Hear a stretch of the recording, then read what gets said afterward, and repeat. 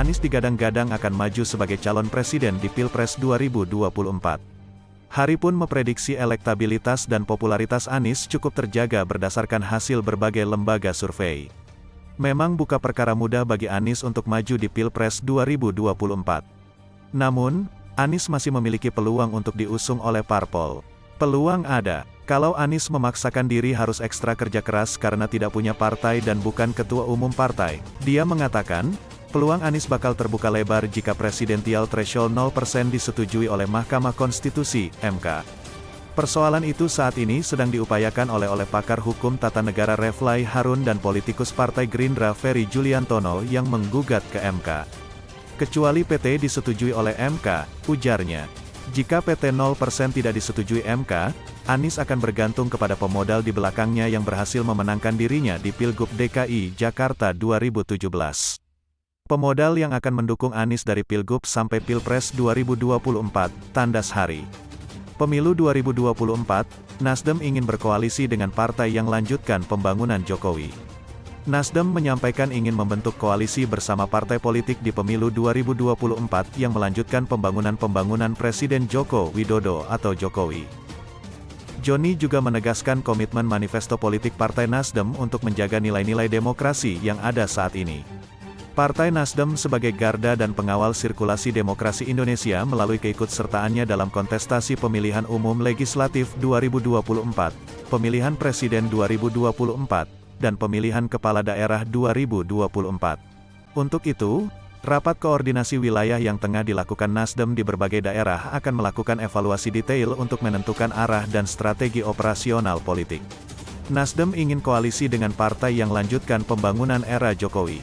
Sekretaris Jenderal Partai Nasdem Joni G. Plate mengungkapkan, partainya ingin membangun koalisi bersama partai politik yang sejalan dengan arah pembangunan yang dibuat Presiden Joko Widodo. Menurut Joni, pemilu presiden 2024 mendatang bukan sekadar sirkulasi dan pergantian kepemimpinan, tetapi juga kontinuitas pembangunan yang lebih baik. Kita akan menentukan kriteria pemimpin yang mampu meneruskan kontinuitas pembangunan yang landasannya sudah diletakkan dengan baik oleh pemerintahan Pak Joko Widodo dan Kiai Ma'ruf Amin, serta Pak Joko Widodo dan Yusuf Kala dalam 2 periode pemerintahan, kata Joni, dalam siaran pers, Minggu, tanggal 12 November tahun 2021.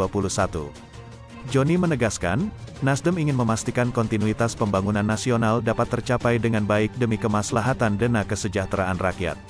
Ia menuturkan, Partai Nasdem telah menyampaikan gagasan konvensi sebagai salah satu model rekrutmen pemimpin nasional.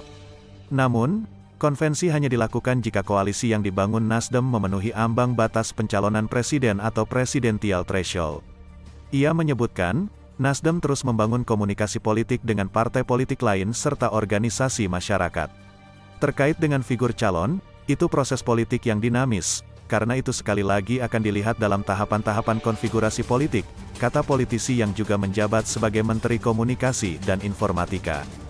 Joni menambahkan, Nasdem tengah melaksanakan rapat koordinasi di berbagai daerah untuk melakukan evaluasi detail dalam menentukan arah dan strategi operasional politik jelang pemilu 2024. Jelang HUT ke-10, Nasdem tegaskan dukung koalisi pemerintahan Jokowi. Partai Nasdem akan menggelar perayaan puncak ulang tahunnya yang ke-10 di Gedung Akademi Bela Negara, ABN, Partai Nasdem, Jakarta hari ini. Dengan mengusung tema, 1 dekade di Jalan Restorasi, perayaan HUT Nasdem tahun ini kembali akan dihadiri oleh Presiden RI Joko Widodo, Jokowi. Selain Ketua Umum Partai Nasdem Surya Paloh, besok Presiden Jokowi juga direncanakan akan menyampaikan pidatonya di Auditorium Kiai Haji Dewantara ABN Nasdem.